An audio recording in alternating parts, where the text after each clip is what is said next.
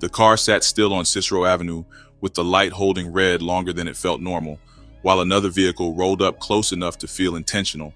The window never fully came down, yet shots punched through the glass fast enough to blur sound and movement together. Whoever sat behind the wheel reacted out of instinct, hitting the gas while bleeding, trying to outrun damage already done. That short drive bought minutes, not mercy, since the plan behind this moment started years earlier on the west side. To understand how it reached that intersection, you need to go far past the gunfire. Before anybody whispered Pluto 2X with fear attached, Derek Burns was just another kid moving through Austin and West Garfield Park daily. Those blocks carried history, shaped by vice lords and four-corner hustlers, breaking apart into smaller crews tied to specific streets. By the late 2000s, structure mattered less than proximity, while retaliation decided respect quicker than rank ever could. Shootings stayed frequent, funerals stayed normal, while police presence rarely slowed anything down for long. Growing up around that rhythm meant danger felt familiar before it ever felt personal. Derek came up watching older guys slide into beefs that started small, then turned ugly without much warning. Arguments over looks, words, or territory usually ended with someone bleeding, somebody hiding, or someone getting locked up. That atmosphere trained kids early to read situations fast and react quicker than they should have. Nobody officially handed out memberships since affiliation happened through who you stood near when trouble jumped off. That was how Ghost Mob formed quietly, shaped more by shared pressure than any formal initiation ritual. Ghost Mob sat under the Vice Lord umbrella, yet operated like most West Side cliques during that stretch.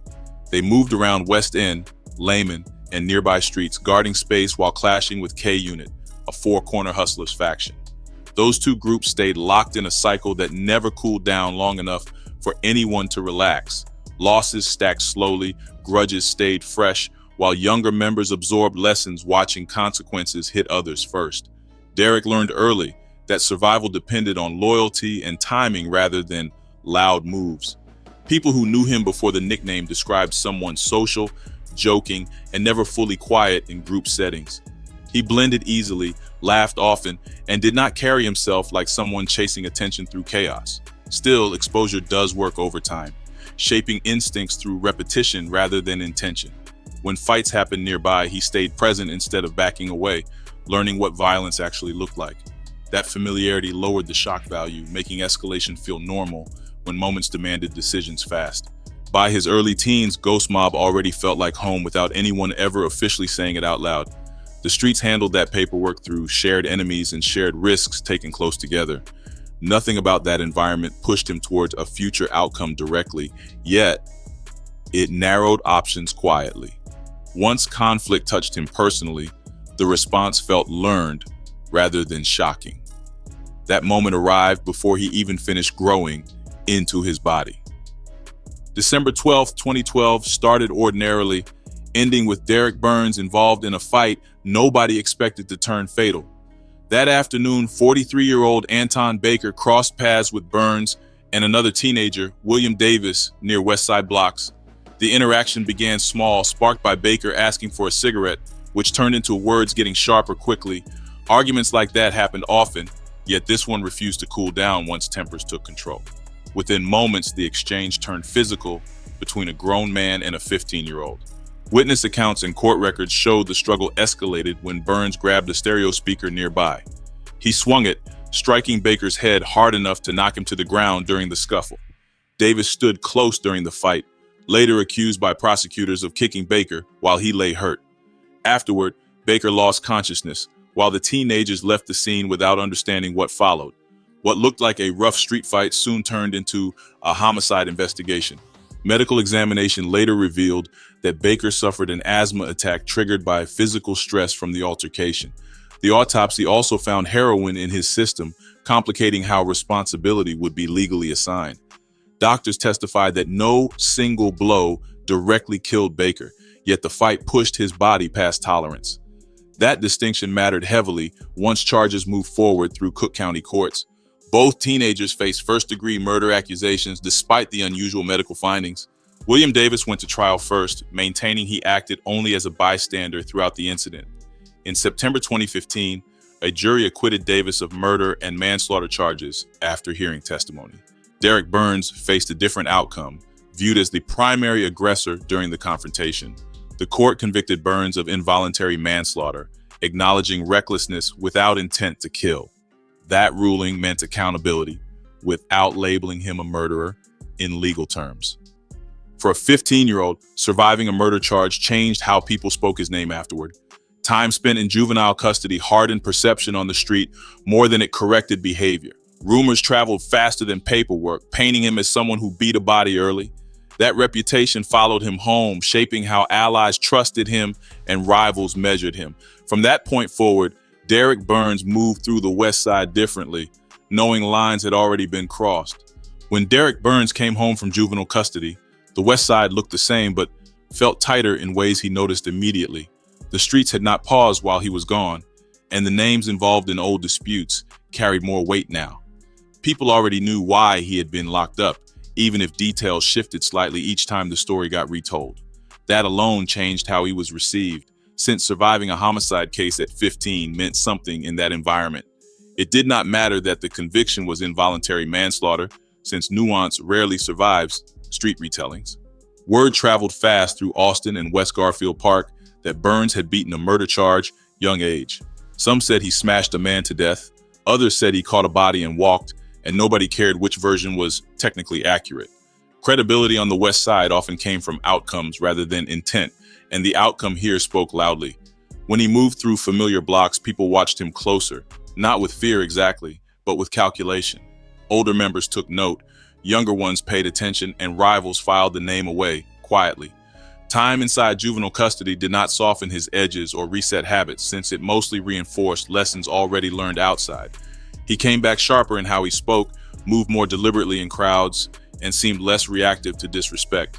That calm carried weight, since loud behavior usually signaled insecurity rather than strength. Burns did not rush to prove anything immediately, choosing instead to fall back into ghost mob routines naturally. That patience helped him blend influence with restraint, which mattered during tense stretches. Ghost mob itself had changed slightly while he was gone, becoming more insular as pressure from K-Unit increased. Small confrontations had stacked up, while unresolved shootings created open questions nobody forgot. Burns stepped back into that environment without ceremony, already considered one of them through shared history. Nobody crowned him or assigned a rank, yet expectations followed him regardless. People wanted to see how he moved now that he carried a reputation shaped by courtrooms and consequences. As the feud deepened, his presence felt heavier during gatherings and rides through contested areas. He did not speak much about the Baker case, yet silence often made stories grow louder. When arguments broke out nearby, he stayed involved without jumping ahead recklessly. That balance mattered, since reckless behavior brought heat everyone wanted to avoid. Over time, his confidence became visible through consistency rather than flash. Burns was not treated like a leader yet, but he was watched like someone being sized up for future roles. Older ghost mob members tested him through proximity, seeing how he handled tension without forcing situations. Younger ones followed him, learning cues about when to press forward or pull back. His identity slowly fused with the group's ongoing conflict, since personal history and collective pressure overlapped. By then, returning home had not closed the chapter, but thickened the plot already unfolding. As Derek Burns settled back into West Side life, the Ghost Mob and K-Unit feud tightened into something less reactive and more constant.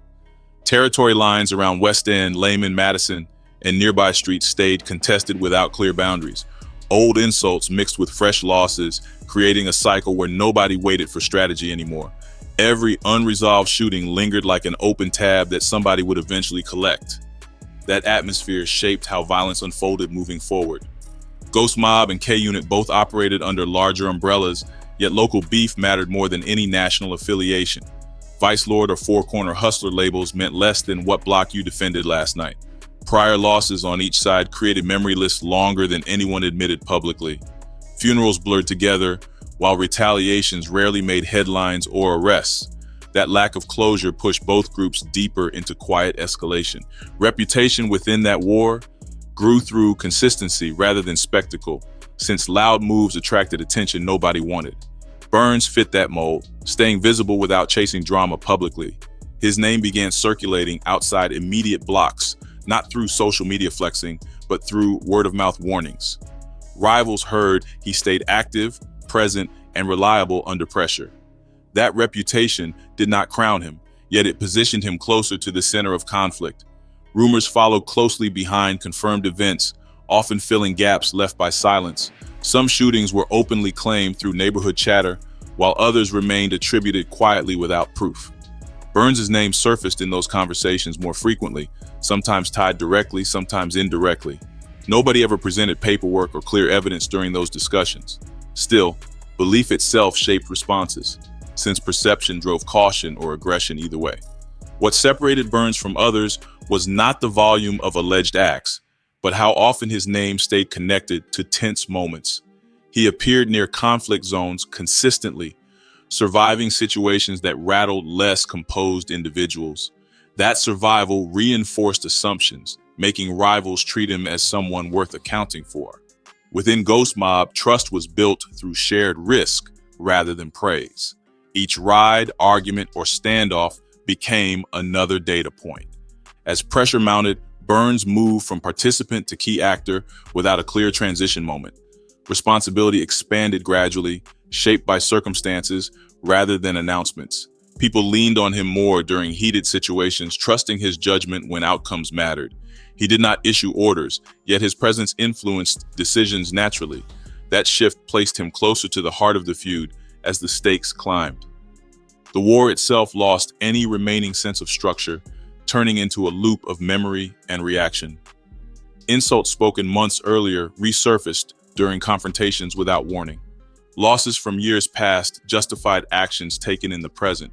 Burns navigated that space steadily, understanding that restraint sometimes carried more weight than aggression. By then, the West Side conflict had tightened around him, setting conditions that would only grow more dangerous moving forward. By the time Derek Burns reached his late teens, the conversation around his name shifted from curiosity into calculation. People no longer asked who he was tied to, since they already knew which side he stood on. What mattered more was what he had allegedly done, what he survived, and what never stuck legally. Rumors started traveling faster than police reports, sliding through blocks, barbershops, county buses, and late-night phone calls. Each retelling added weight, even when details stayed thin or inconsistent. This period marked what many later called the scorecard era, where names carried numbers attached quietly. Nobody said those numbers out loud in public, yet everybody hinted at them indirectly. Online forums, especially drill-focused spaces, began mentioning Pluto 2X alongside phrases like West Side Reaper or Cold Shooter. Some posts referenced specific dates, others pointed toward locations without naming victims clearly. What stayed consistent was the tone of certainty, even when proof never followed. Belief itself began shaping how people moved around him. Several unsolved shootings across Austin and West Garfield Park were whispered back to Ghost Mob during this stretch. Whenever K-Unit members got hit, injured, or killed, speculation followed immediately. Burns' name surfaced often, sometimes directly accused, sometimes mentioned as part of a group effort.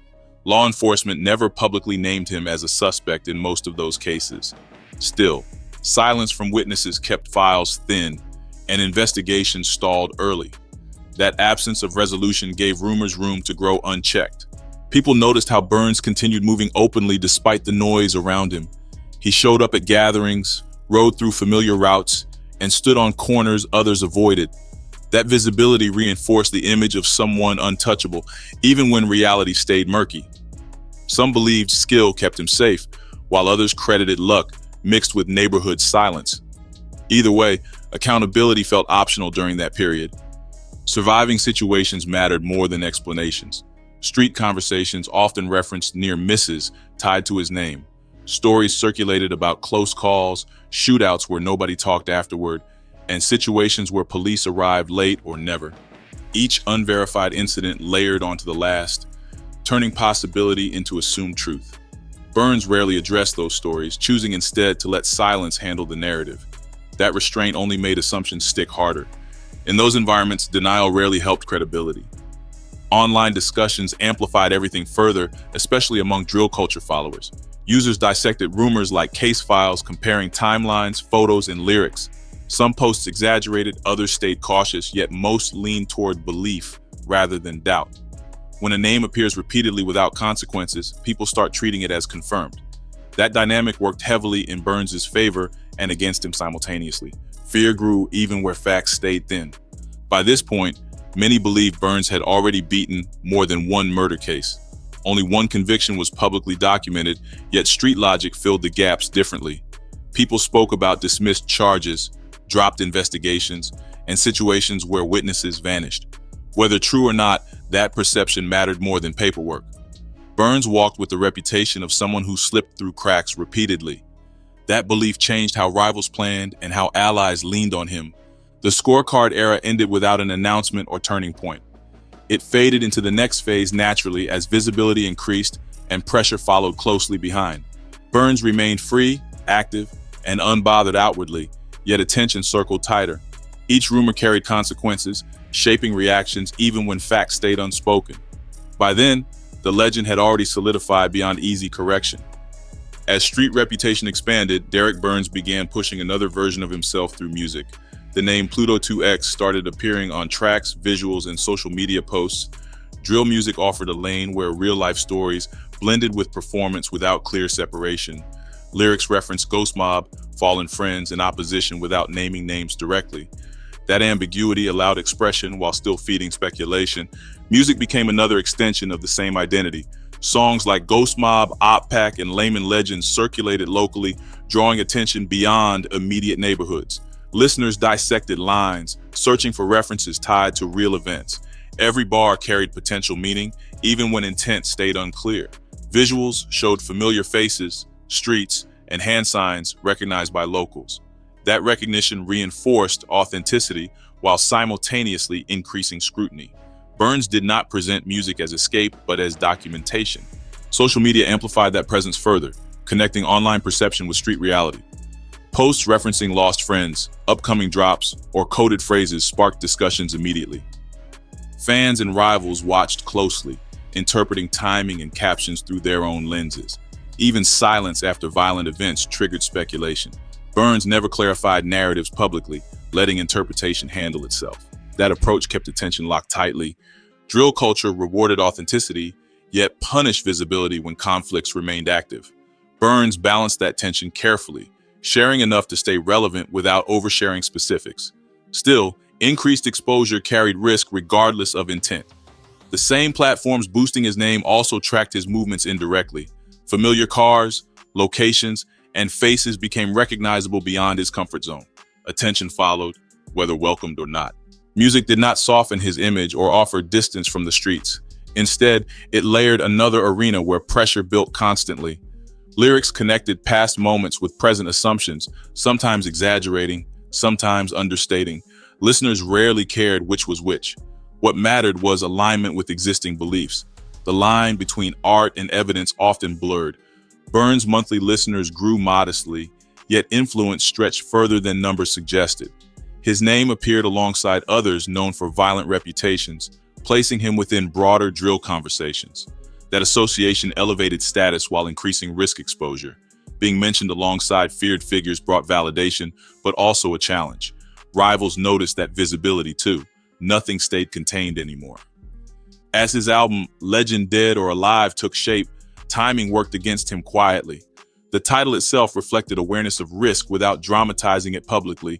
Music sessions continued while street pressure tightened simultaneously. That overlap signaled a peak moment where both paths collided.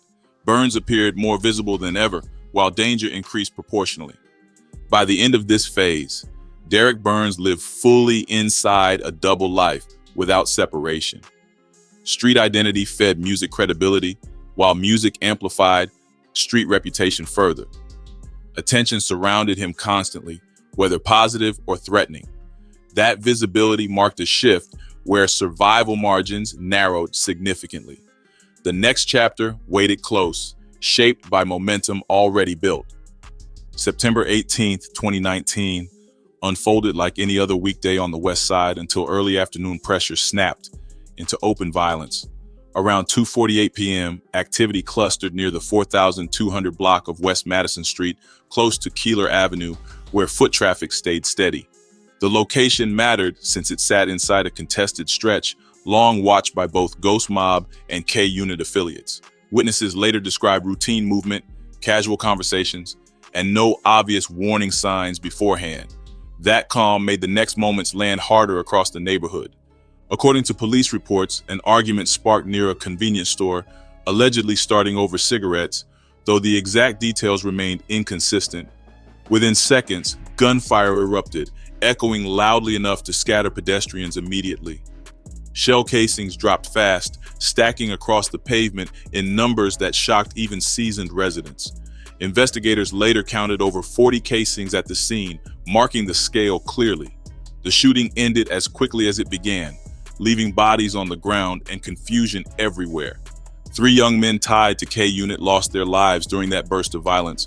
Charles Boston, 19 years old, Tian Lewis, 22, and Quasha Knowlton, 23, died from gunshot wounds. A 4th man survived, despite severe injuries, later transported for emergency treatment. Witnesses described blood pooling near the store entrance, while others recalled people screaming and running in every direction. The public nature of the scene drew immediate attention from police and media alike. Law enforcement responded quickly, closing off the block and marking evidence positions across the parking lot. Yellow markers lined the pavement, creating a visual that spread online within hours. Police confirmed the shooting appeared gang-related, yet stopped short of naming suspects publicly. Surveillance footage was reviewed, though the angles failed to clearly identify the shooters. A stolen white vehicle connected to the incident was later recovered, adding another layer without closure. Street reaction moved faster than official statements, filling gaps with assumptions and memory. Within hours, many pointed toward Derek Burns as the likely shooter behind the triple homicide. Some cited prior rumors, others referenced recent tension between Ghost Mob and K-Unit. No charges were announced, yet belief settled quickly, regardless of confirmation. In that environment, belief often drove response more than paperwork ever could. Online forums exploded with discussion, dissecting timelines, locations, and alleged motives relentlessly. Posters compared the event to earlier unsolved shootings, drawing lines based on pattern rather than proof. Some expressed disbelief at the scale, while others treated it as an inevitable escalation. The idea that one person could carry out such an attack dominated conversation even without evidence. That narrative hardened fast. The triple homicide shifted how both sides operated immediately afterward. K-Unit faced heavy losses, triggering grief mixed with urgency for retaliation. Ghost Mob tightened movement, anticipating backlash without needing confirmation. Neutral residents felt the tension spike, knowing balance had tipped dangerously. From that moment, safety windows narrowed drastically. Police investigations continued quietly, processing evidence and interviewing reluctant witnesses. Few people offered statements, maintaining the long-standing code of silence. Without cooperation, cases stalled, as they often did. That stagnation reinforced the street narrative further. The absence of arrests felt like confirmation to many watching. By nightfall, the West Side understood the weight of what had happened that afternoon. Conversation shifted from speculation toward preparation. People expected retaliation quickly, not eventually. The triple homicide marked a line crossed publicly, forcing reactions rather than choices. Momentum had taken control. From that point forward, Derek Burns' name carried heavier consequences regardless of the truth. Every movement, post, or appearance became loaded with meaning. Rivals assumed responsibility even without proof. Allies braced for a response without reassurance. Survival windows shortened sharply once belief was locked in place. The days following September 18th moved fast, compressing tension into every routine action. Derek Burns continued moving through familiar areas, though attention followed him closely. He did not disappear or change patterns drastically, which some viewed as confidence rather than carelessness. Friends noticed increased caution, yet nothing suggested panic publicly. Life continued while pressure hovered constantly. Burns reportedly spent time around Austin during that stretch, maintaining normal interactions without drawing attention deliberately. Social media activity slowed slightly, though posts still appeared intermittently. Nothing confirmed awareness of imminent danger, yet awareness seemed assumed by default. In that environment, everybody understood retaliation rarely waited long. 10 days passed quickly. On September 28, 2019, late afternoon traffic built up along North Cicero Avenue near Chicago Avenue.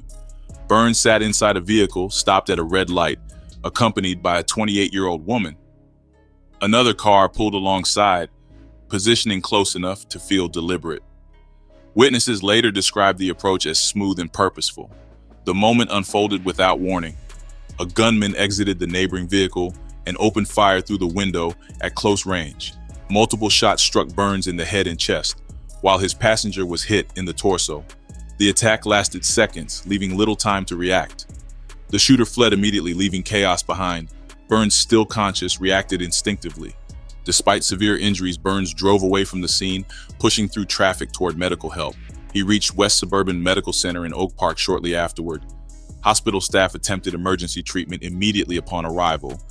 Doctors pronounced him dead soon after, citing multiple gunshot wounds. His passenger survived after receiving treatment. Police arrived at the original scene after Burns had already left, securing evidence and canvassing the area.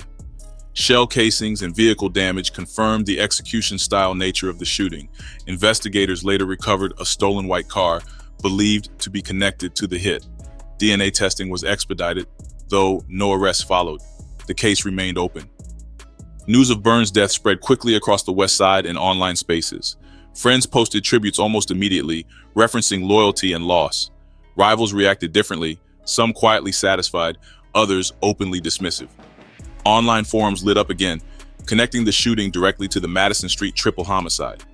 Many viewed the sequence as an inevitable completion. The speed of the cycle shocked even those familiar with West Side patterns.